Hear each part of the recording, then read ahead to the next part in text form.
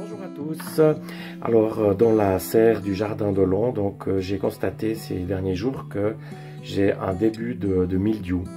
Alors pour ça, il y a un remède extraordinaire, c'est la prêle. Donc j'ai la chance ici à juste quelques mètres de chez moi d'avoir de la prêle.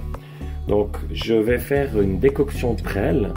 Donc vous voyez à peu près ça tient, je dirais, dans la main. Je vais d'abord les couper.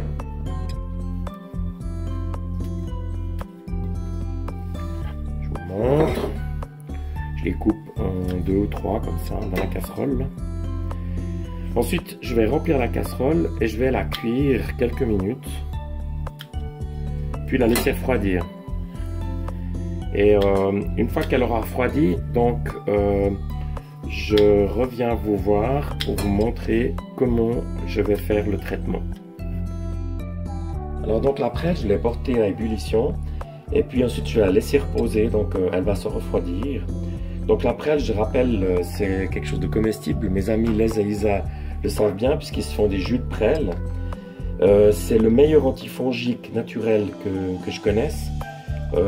Je suis, vous le savez, passionné de champignons et on ne trouve jamais de champignons là où il y a de la prêle. Et j'ai fait une petite expérience il y a un peu plus d'une année avec mon nouveau Nicolas.